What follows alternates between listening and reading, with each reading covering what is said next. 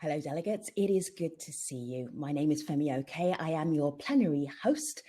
For the next 15 minutes, we will be discussing the role of the state in either helping or hindering sustainable investment and finance. We have a global conversation going on. So there is the general chat. I know you're already in the general chat. You can talk to each other, exchange ideas, share links with each other. And then we have the Q&A box, which is where you put your comments and your questions that you would like me to wrap into this plenary discussion. I have some excellent guests standing by. I will ask the guests, your plenary speakers, to unmute themselves and also to reveal themselves by clicking on their video, and they will be joining me on the stage. Hello, plenary speakers. Welcome to the stage. Go ahead and unmute yourself and click on your video. Bolund, it is nice to see you. Will you introduce yourself to our global audience around the world? Who are you? What do you do? Why are you here? Well, thank you very much, Femi, and thank you also for GRASFI for arranging this seminar. And I'm Minister for Financial Markets from Sweden, and I'm actually, I think, the first biologist to work in the Ministry of Finance, and also, I think, the first representative from Green Party to be Minister for Financial Markets around the world. So it's really, it's very interesting work, and I'm very happy that we've also made some great contributions to a more sustainable. Perry, it's great to have you. More from you in just a moment. Martín, Guzmán, excellent to have you here on the virtual stage. Tell everybody who you are, what you do, why are you important? Thank you, Femi, and let me thank the organizers for the invitation. It's a pleasure to join today. I'm Martín Guzmán. I'm the Minister of Economy of the Republic of Argentina. We've been in the government for the last 9 months, and we've been addressing a double challenge, resolving a macroeconomic crisis in Argentina, and at the same time managing through the challenges that COVID-19 has brought us. And I very much look forward to this discussion. Fantastic. Carmen, Reinhart, please will you reveal yourself, double click on your video and then click on your microphone so that we can see you. And there she appears on our screen. Welcome to our conversation. Carmen, tell everybody who you are, what you do, why you're important. I am Chief Economist at the World Bank as of earlier this year. I am on leave from Harvard University, and my work has mostly been over the course of the years on a variety of macroeconomic issues, but with a big focus on crises, whether these would be financial crises or debt crises, but crises in general, and at the moment, we certainly don't like these. Carmen, welcome. And Jorge Moreira de Silva, nice to see you. Really nice to see you on this platform. Please introduce yourself, tell everybody who you are for the 1 or 2 who may not know what you do. Go ahead. Thank you, Femi. I'm the OECD Director of the Development Cooperation Directorate, which is the Secretariat of the Development Assistance Committee, and I'm a former Minister on Environment and Energy from Portugal. Thank you. All right, very good to have you. Now, I am going to ask you, plenary speakers, this is your conversation. I am just guiding it for time, so everybody gets to do what they need to do in today's conference. But I will ask you to mute yourself when you're not speaking, just because it helps the clarity of the audio. I want to start with Carmen. Carmen, what mood are you in right now regarding the role of the state and sustainable investment and finance? If you were truly candid about what that relationship is, what would you say? Go ahead. And unmute yourself, Carmen, so we can hear those thoughts. Well, it's a very encompassing question, of course, and the role of the state is so different across countries. I think the role of the state right now is being really redefined as we speak in the context of the COVID crisis. Whether, it's been through the more classical standard ways of intervention, fiscal policy to try to stimulate the economy in the midst of a major economic crisis, or whether it's central bank trying to do the same, trying to create space for households and firms to have more access to finance. Right now, access to finance is a challenge for many countries. So, the role of the state is importantly confined by how much it can or cannot do. At the moment, I think countries are pushing the outer edge of the envelope on trying to do as much as they can on most fronts to confront the crisis. But let me say at the outset in this discussion, which I'm very much looking forward to, that I think investment financing is in for a challenging period ahead. Per, you're looking incredibly thoughtful. Share your thoughts. I think that's really interesting to hear, and of course, I think that the situation is different in different parts of the world. In many parts of the Western world and in Europe and the United States, I think that there's not a lack of capital. There's a lot of capital that needs to be invested, and what we have to think about at the moment is how can we make sure that this capital is invested in a sustainable manner that actually invests for the future of our planet and for the future of our children and grandchildren. So that is what we're working on very hard with many different measures, trying to find a way to steer the capital into the sustainable investments. And we're working with, of course, finding co-investment opportunities, making sure that we have government capital that can also fund the investments in for example, in Sweden, we've had a quite large investment program in green industry that has also led to an investment in, I think, the world's first production of steel using hydrogen instead of coal. I think that steel production is about 8% of the emissions globally, and if we can steer that to new technologies using hydrogen, that would really be a breakthrough. So trying to find the ways to make new investments possible through also finding ways to combine public and private capital is a way that we've used, and that has been quite effective. But of course, we also have to regulate the market. We have to make sure that there's access to information so that we can make informed choices, not only about the financial aspects, but also about the environmental aspects of our investments. And that is something that we've also worked on both nationally and also within the European Union. So access to accurate and comparable information, I think, is key. Jorge, unmute yourself. I really want to dive into what you're doing as an international organization, because this is your remit, really, helping states, helping governments, helping different regions work out how they can sustainably and do finance and investment. That is what you're looking at. And then within the context of the development framework of the SDGs, the context of the Paris Climate Agreement, you are already thinking about this. This is your day job. This is what you do. What examples would you give us?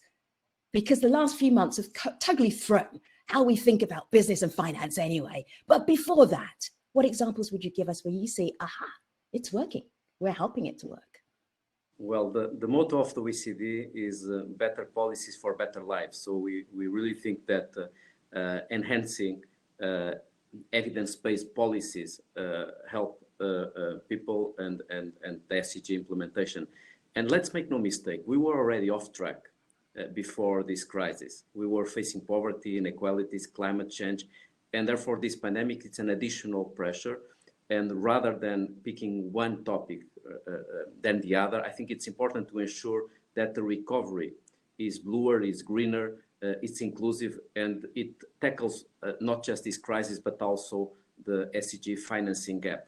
And the role of international organizations as the World Bank, but also the OECD and UN, is particularly important to support countries developing their policies, but also shaping the market forces. We don't think that the state shall replace the market, but we think that the state can play a vital role shaping the market forces also overcoming some imperfections in the market, and also leading by example. Let me give you briefly a few examples.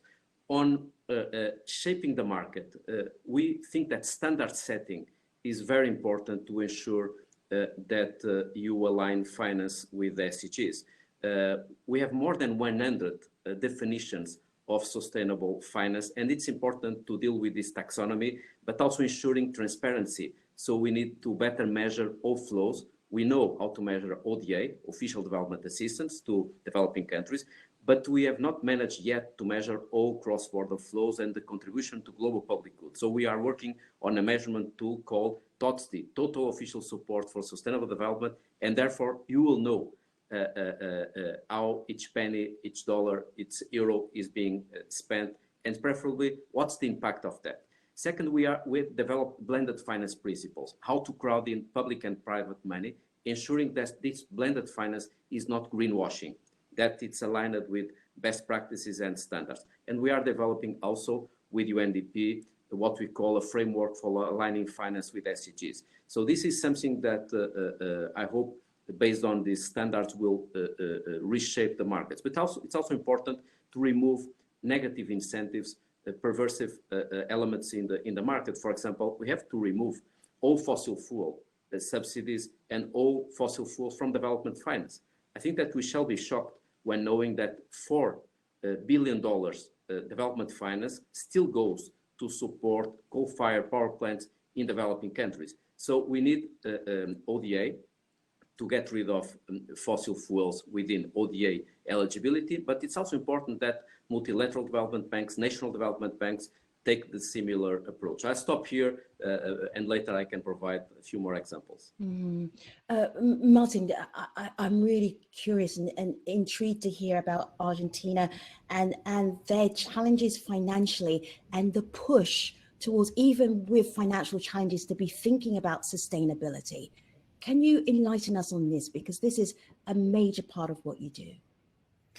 Well, Femi, that goes precisely to the point that Carmen made, that the role of the state is different across different countries.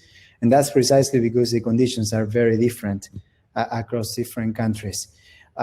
So at the end, we also share the motto of better policies for better lives. That's what we all want. We think of the state as playing an important role in order to foster an economic environment that is more inclusive, dynamic, and stable. So in this sense, the state is supposed to play an active role in resolving, in shaping market forces, indeed, in resolving problems of static market failures, dynamic market failures, strategic complementarities. And again, given that the situations are different in different countries, to customize the role of the state to what our initial conditions are. So for us, the state plays a very important role in affecting initial conditions in a context in which the levels of inclusiveness are not at the point in which we wish they would be. We promote policies of universal allocation per child. Every child in the country receives an allocation, which is supposed to play an important role in the early stages of growth. And we also put enormous emphasis on public education, including public universities play an important role for social mobility in the country. Now we are living through the times of COVID-19 as everyone else, which has, of course, redefined the role of the state. We have approach the problem of COVID-19 by defining a number of principles and acting in accordance to those principles. And those principles are first that health is the #1 priority. And with COVID-19, there is clearly a problem of externalities. Individual actions may not be aligned with what is best from the social viewpoint. So we have enacted policies, implemented policies that try to reduce circulation of people, but also they reduce circulation of goods and affect the economic situation. And the other principles are that we have to protect the most vulnerable, the ones that are mostly affected by COVID-19, given the effects that it creates on the economic environment. And we have to protect the know-how of the economy. It will be very important to have the firm capabilities and people's capabilities is still there when the pandemic is over, in order to avoid that the effects of COVID-19 are very persistent. But again, to perform its role, the state needs to have healthy public finances. And that's one of the problems we face when COVID-19 hit the economy. Argentina was already in a situation of unsustainable debt. So we have been working over the last few months in order to resolve that situation. We gave important steps in that direction. We managed to restructure the debt in foreign currency with our private creditors, but we continue working on putting the public finances in a position that makes our, Martin, if I may, I want to share this headline with our delegates. Restructuring Argentina's private debt is essential. So this was from May the 6th, 2020. Argentina's creditors are being asked to accept a proposal that would reduce their revenue stream, but make it sustainable. Martin, how did that go? Indeed. So that's the process we went through over the last few. Finalized a restructuring a few weeks ago, actually less than a week ago. We finalized it last Monday, a week ago. And we managed to put what was an unsustainable debt burden into a position of sustainability. It will reduce the interest payments that Argentina was facing from an average 7% interest rate to 3% interest rate. And we got short-term relief, especially, so we won't be facing payments in the near term, which will help us to recover. Per, I'm always fascinated when we have two ministers who are in the same field, when they get together. What do you talk about? What did you want to ask Martin about Argentina? Argentina, what do you want to ask Sweden about? Per, you go first. Well, I think that that's a very good example of international cooperation, and that is something that we really need more of. So I'm very happy that we are introducing different for international cooperation, also when it comes to sustainable finance, such as the task for climate-related financial disclosure, for example, and also the central bank's working group on green finance. So this is something that we have to do much more of, sharing information and also pushing each other forward. But I'm very inspired to hear that we are thinking in the same lines when it comes to lifting our countries out of the effects of COVID-19, and at the same time also investing for the future. And that is something that we are aiming at very much, finding ways to not solve only one crisis, the COVID-19 crisis, but at the same time also solve the climate crisis. So we are now introducing the largest budget in Swedish history that is also very much focused on green investments, making sure that we take the leaps forward to a more sustainable future. And we're also, just as we hear from Argentina, using our national debt to finance that. So we are actually at the moment releasing our first national green bond, which is of course a loan that we use that is committed towards green investments. And we've gotten very, very good conditions on that. So it's financially sound, but it's also something that helps us cooperate with the financial sector to invest in a more sustainable Sweden. So I think that kind of commitment is really important, also making sure that we offer investment opportunities to the financial sector. Per, excuse me for interrupting you. Carmen, I know you want to speak, but mute yourself for a moment because it affects the audio for the whole room. Oh, I'm so sorry. As soon as Per finishes, Carmen wants to speak. As soon as Per finishes, you can then just unmute yourself. Sorry, Per, go ahead. No, but one thing I would like to ask my fellow members of the seminar is, in our view, it's really important to also make the prices right, and to make sure that it will cost to have carbon-intensive practices and carbon-intensive investments, and at the same time also making it more financially sound to invest in low-carbon activities. And nationally, we work very hard with a green tax reform, making sure that we raise the taxes on emissions and on climate negative activities, and using those revenues to actually lower the taxes on enterprises and on income. And that is something that we've found is very effective and that has helped us. For example, we've managed to get carbon out of our electricity system and also the heating system in Sweden, which has been quite high intense in carbon, but now it's actually carbon free. So how do you think about that, using our taxing system to also make sure that we get the prices right for sustainable investments? Carmen, go ahead. And Jorge, I have a whole list of questions for you from the delegates, so stand by. Carmen. I really do want to go back to the issue of we can't really, I'm encouraged and delighted, but not surprised to hear the upbeat assessment from her. But, you know, what the COVID crisis has highlighted, the COVID is a very regressive shock. It's regressive within country and it's regressive across countries. So I think the idea that we are entering, you know, a very positive period for sustainable finance or any other kind of finance is very country specific. I think the challenges that much of the emerging world will face in having to allocate what are very scarce resources involve very hard decisions. You know, when if one could see in a more positive environment, you know, much bigger initiatives on green finance and green investment in emerging markets, and what we're likely to see, I think, in the next couple of years, because we've also had poverty rates skyrocket for the first time in more than 20 years. The poverty rate this year is estimated around 6.7%, which is more than twice the goal of 3% the World Bank had set out. And so, you know, I just want to highlight that while countries like Sweden are well poised for that literally greener pasture, I think there are many challenges ahead in the emerging world.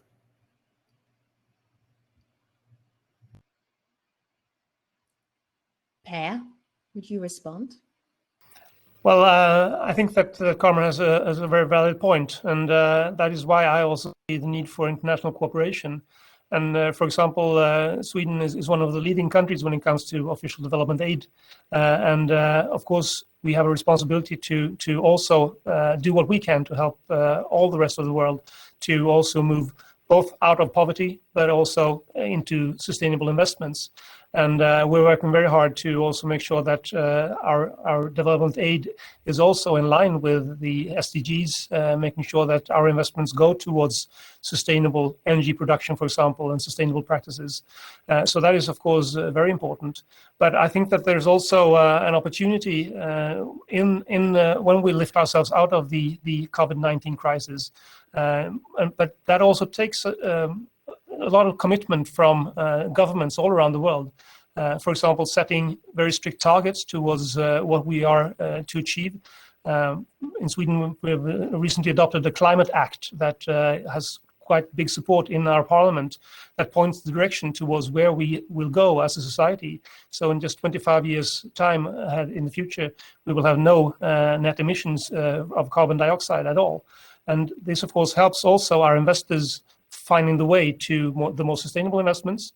They know that if they invest in fossil-heavy industries, that would probably be a misinvestment when the rest of the country is going towards zero emissions. So setting targets is quite important, but also, as I mentioned, using the taxation system, as Jorge pointed out, to dismantle environmentally harmful subsidies, which is also part of our green tax reform. So that is something that I believe that all countries can actually do, and that will help also make the shift out of COVID-19 to a more sustainable trajectory. Delegates, your questions are excellent. Jorge, I have one for you. If you unmute yourself, stand by. So Tibor says, how to move forward at local level when the issue is global and China and the US are not committed to the same targets? Well, I think that while it's important, as Per and Carmen and Martin mentioned, to foster international cooperation, and it's inevitable, especially if you have to face poverty and the fact that developing countries, unfortunately, will see a drop of $700 billion from external finance this year due to COVID. In parallel, you have to act at national and local level. And if you allow me, I would like to bring my experience as minister in Portugal on environment and energy when we were facing the financial crisis and the bailout, when Portugal had to be bailed out, being rescued from 2011 to 2014. And at the time, we launched a green taxation reform with the motto of taxing more what you burn and less what you earn. So through a neutrality approach, we applied carbon taxes on plastic bags, a huge list of taxes on pollution, and we allocated entirely this result to reduce personal income taxation and, for example, to foster energy efficiency and to promote electrical mobility. And I think that bringing the environment and the social dividend is crucial. I don't believe that it's possible to get people getting empowered on a greener and sustainable pathway unless they see the social dividend also being applied in the short term. So I would say that leading by example, it's important. There is lots of reforms that can be applied on carbon pricing, but also the role of development cooperation is vital. So if you ask me, what can we do as donors, for example, as Sweden, as donors from the OECD to support developing countries at the local level, I would say it's rising the figures on ODA, ensuring that we allocate these resources from official development assistance to the most impactful activities. So it's not just going from billions to trillions. It's ensuring that we have the maximum impact aligning those investments with the SDGs, but also ensuring that when doing this, we apply structural reforms. Let me give you two examples, just two examples showing that money alone doesn't fix everything.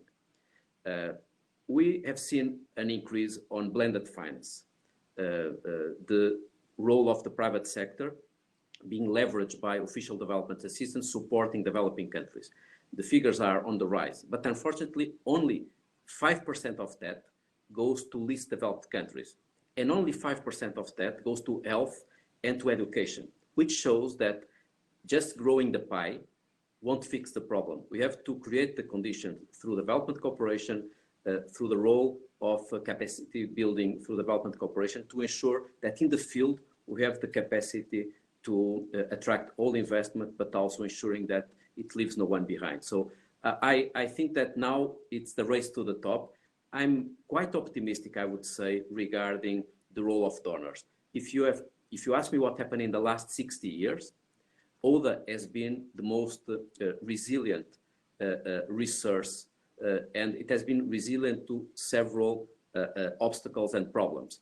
Why? Because ODA is more sensitive to leadership than to GDP. So I hope that this time again, rather than having an automatism, which is ODA going down automatically just because GDP will go down, that will get the leadership that is needed. $11 trillion, Femi, were mobilized from economic packages to rescue all our economies. ODA is just 153 billion, 77 times less than all the packages that have been developed in the last 6 months. So I hope that we can, as Per was mentioning, lead by example, supporting developing countries in this difficult context. Martin, I have the best question for you, but before I get to the question, Jorge, when you said resilient, Carmen's head snapped up. And I'm just wondering what triggered her when you said resilient over the past 60 years. Carmen, just articulate that head snap just for a moment. Unmute yourself. Unmute yourself, Carmen. I was reading your body language. Go ahead. Go ahead. The word resilience, was right now we talk a great deal about resilience, you know, but I think we're still in early stages to see, you know, I think, and I know. Carmen, are you trying to say that Jorge is mistaken or wrong? Are you hedging around that? Are you saying no?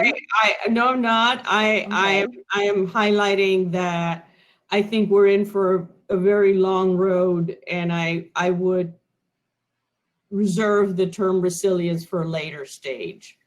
I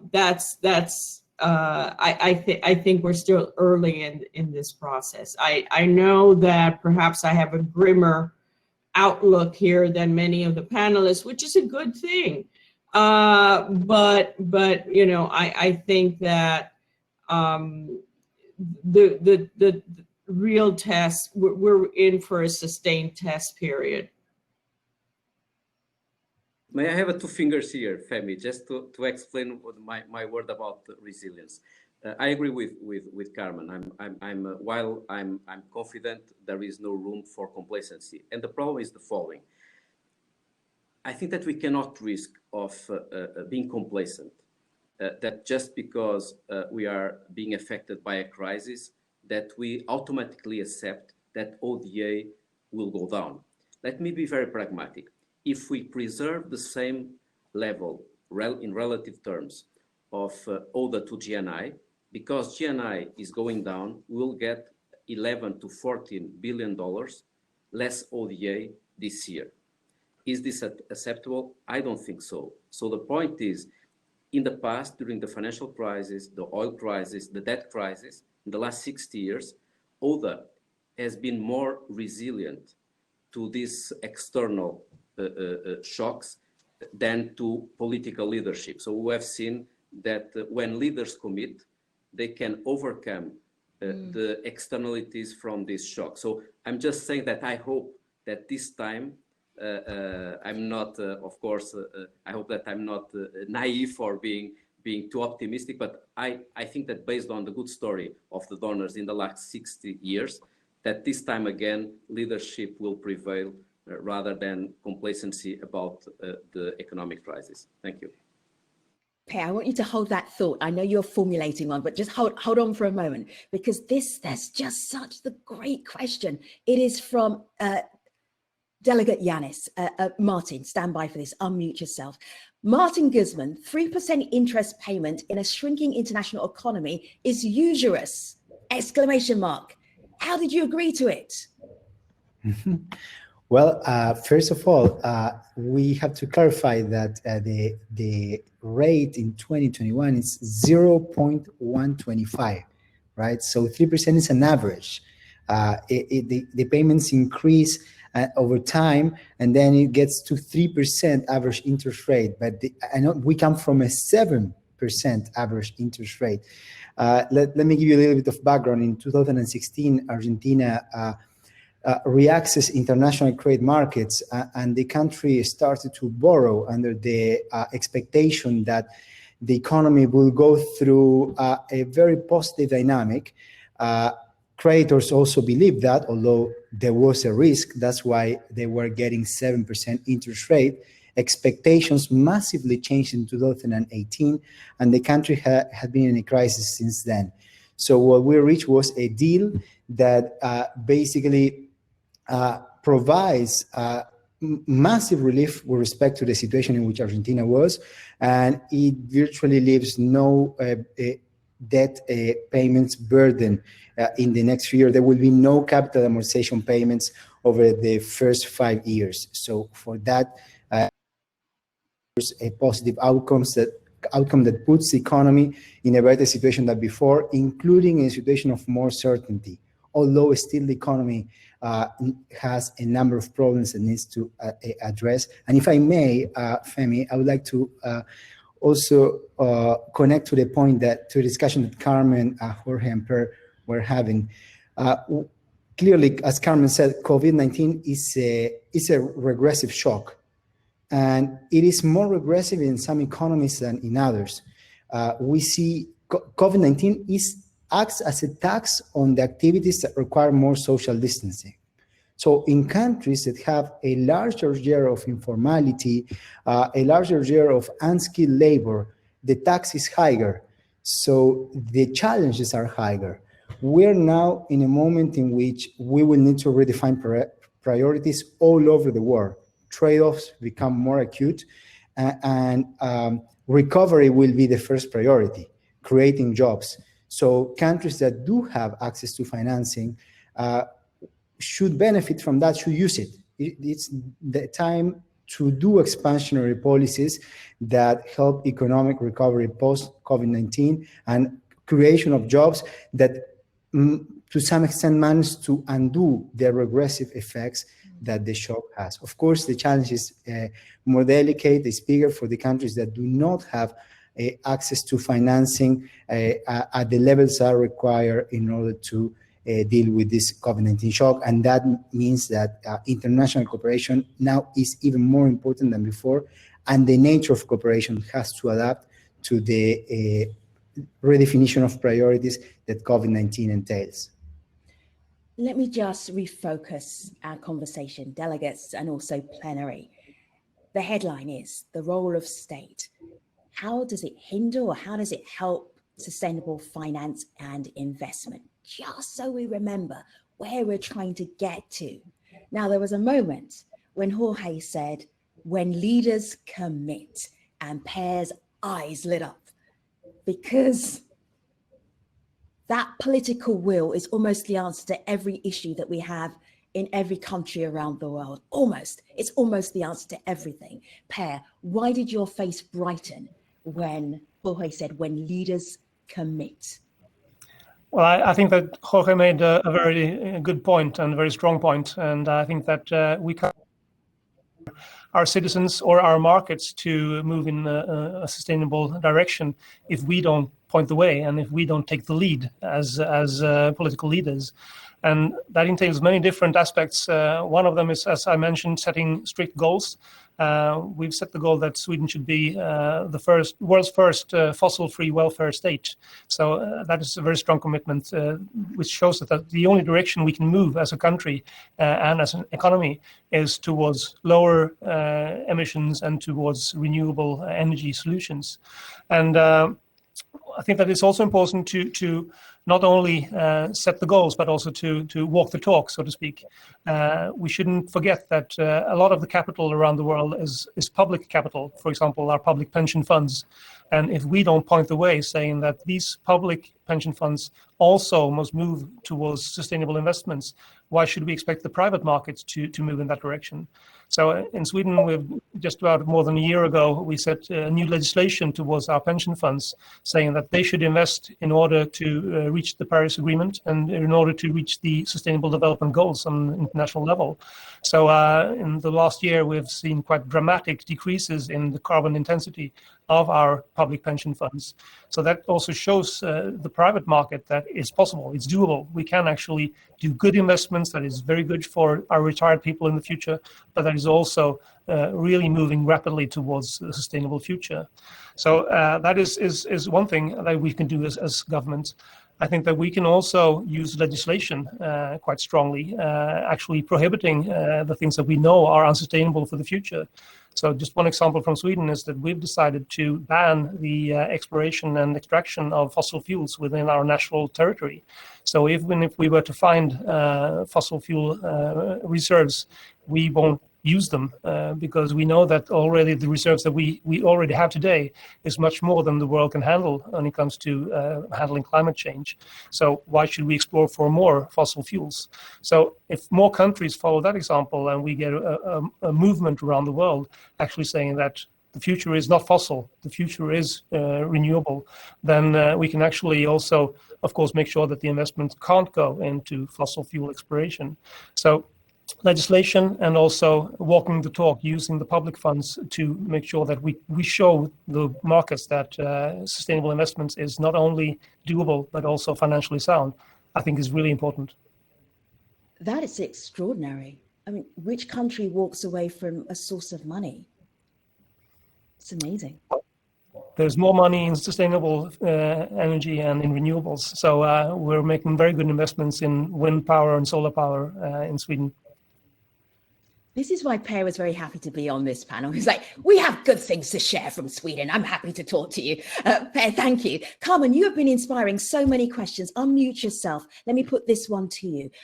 Carmen's point, isn't it just a necessity in the face of climate crisis that finance in the emerging world post-COVID addresses poverty and has to be fundamentally green, not either or? There's no option. It has to be, Carmen. I don't think I set up the issue as either or. I think poverty reduction is perfectly consistent with moving the whole investment infrastructure towards greener and sustainable goals. I do think that the point I was making is the challenges are many. Because this is what many countries are facing already and will be facing in the foreseeable future, is a big reversal of fate. The next poverty report that the World Bank is publishing is precisely called that. It's a reversal of fate. The combination, this is what Martín was also talking about, the combination of trying, to achieve poverty reduction, inequality, reduce inequality, be greener, sustain basic services also in terms of infrastructure, because during a crisis, one of the first things that suffers is government infrastructure.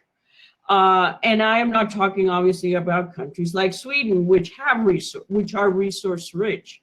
But if you look at the crises, post-crises, post-Asian crisis, post-Latin American crisis of the 80s, the crises in Africa, they have been followed also by big deficiencies in government investment, and that includes also investment in human capital and things like schooling. So what I'm saying is not that it has to be either or, but that the challenges are many. And I was very much, and this is with great approval that I say this on walking the talk on the investment, of using leading by example with the public pension funds. I think a concern that has to be addressed at the investment level is that, we are living and are likely to be living in a very low yields for a very long time. So with investors, the old-fashioned search for yield, which is at least 200-year-old passion, has to be counterweighed with, a search for yield, but yield of what? What is so the element of the quality of investment. I was very, encouraged and very impressed by what I heard from Per earlier, but I still want to leave you with a message that, in periods of greater prosperity, we would have been, I think, achieving a much greener future for the emerging countries that mostly will be constrained by lack of finance, not by too much of it. From Argentina's perspective, Martín, the possibility of Argentina to create policies for sustainable investment and finance. Are you hopeful? Are you positive? Are you seeing this? I mean, it's going to take a lot to beat Per saying we're not going to extract any more fossil fuels. does Argentina have that kind of commitment that they, like, if they found a big oil resource, they wouldn't use it? Femi, you know, we look at, of course, at sustainability in broad terms, and starting by social sustainability, economic sustainability, and again, we are in a context in which there are delicate trade-offs. Argentina historically has been suffering from a recurrent balance of payment crisis. It's been a common pattern for the country that when the economy grows, then imports grow, but exports at times did not keep up with the growth in imports. And that has led to devaluations and inflation, increases in poverty. So, of course, we look at sustainability in this broader concept, in broader terms, and we of course look at environmental sustainability, but we have to be careful with how we manage the trade-offs in the situation Argentina is. Energy for us is very important. Decarbonizing is not something that can be done from one moment to another, and also we need financing for that, and financing constraints. So while we share the view, and we, for instance, see as Sweden as an inspiration for many reasons, the speed at which the transition can be implemented, we think it's different for different countries. Mm-hmm. And also, it was a very unfair question. I realize that, but I was just trying to provoke you and dig you just a little bit. Okay. I want to share with you some of the responses from the delegates who are following your conversation. Sarah Lulo, congratulations and thank you to the organizers and you speakers. This convening is excellent, illuminating and engaging. Elisa Saru, excellent discussion by all the panelists. Thanks for sharing these insights with us. And Amaja Bean Zaman, great insights. All right, so I'm giving you a B+. So far, panelists, I think you can get to an A+, and this is how. We have 4 minutes left, so that gives you a minute each to tell us the most important point you want to make about the role of the state and the connection between sustainable investment and finance. You may have said it already, you may want to reiterate it, you may just decide to say it right now, and you have just a minute to do it. Jorge, your minute starts now. I think that the most important point is leading by example, both on financing, but also on reforms, using the scarce resources that the state have to apply it domestically, being selective, not picking winners, but selecting sectors and activities that are consistent with SDGs and leveraging the private sector investment. So using the public sector investment as a catalyzer to leverage private sector investment, but also internationally, using the role of the state as donor to provide support to developing countries, aligning all finance with the SDGs and filling the SDG gap. In parallel, launching the reforms that are needed to create the enabling context. The money alone, as I mentioned, is not sufficient. We have to create the space for attract investment that is consistent with leaving one behind and with the objectives from climate to biodiversity, and including the sustainable ocean economy. We launched the report yesterday from OECD showing the huge potential in this area, but also the fact that only 1% of ODAs go to ocean economy. Thank you. Thank you very much. Jorge, it has been such a pleasure having you. You may make your camera disappear. So get rid of the video, get rid of the audio. And we thank you so much for being in the conversation today. Thank you. Going to Carmen. Carmen, all right. You have a minute, Carmen. What's the most important thing you can say in this plenary context? Go ahead. I think walking the talk is important, but I think also providing stability, and this is at the economic level, at the social level, it is easier said than done, but I think providing stability and minimizing distortions, rules that minimize distortions, that enable good decisions to be made.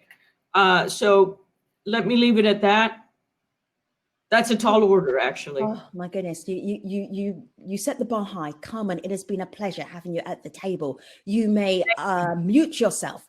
Click on your video, make yourself disappear. Thank you for being in our conversation today. Appreciate you. Martin. Thank you, Femi. So again, the state and the private sector have to go hand by hand. They have walked this road together. And we have to understand that markets do not work in a vacuum. And there are problems of dynamic analysis and the market failures, static market failures that require that the state plays an active role. And this happens at the individual countries level and at the global level. So the state has to also play, all states have to play an active role in shaping international cooperation. At the end, what we want is to shape market forces in a way that are aligned with the Sustainable Development Goals. We want to move towards a more inclusive, dynamic, sustainable, and stable environment. So the state has an important role. Thank you, Martin Guzman. We appreciate you. We appreciate you having in this conversation. Mute yourself, click on your video. Thank you for being on the stage. Per. Yes, thank you very much for a very interesting conversation. And I think that the most important word for what we need to do now is courage. We have to have the courage to find a new trajectory for the world and for our economy. And it's important to not only listen to the conservative forces that want us to stay on the same path as we have been, which we know is unsustainable, but actually finding the new path. And our firm belief is that we can't navigate the world of today with an old map. We have to find new solutions. And that is why we say the fossil economy is not the solution to anything. It's rather a dead end. We have to find a new economy moving into a renewable future. And I would like to end by quoting a very good scholar, Albert Einstein, who said that you can't solve the problems of today with the thinking of yesterday. So I think that is a message that we have to take with us when we solve both the COVID-19 crisis and the environmental crisis at the same time. Per, thank you for sharing with us the thinking of tomorrow. Appreciate you. Click on your microphone, click on your video, and that will take you off the stage. Thank you very much. So delegates, you were excellent today. Your questions were fantastic. Thank you for your attention. Our program continues in 30 minutes time. There are papers being presented all through this week. So in half an hour from now, you'll be able to see paper presentation 3A, Economic Ecosystems for Sustainability, and paper presentation 3B, Where the Market is Not Getting It Right. I highly recommend them both. Thank you for your time today. Appreciate you. My name is Femi Oke. See you next time.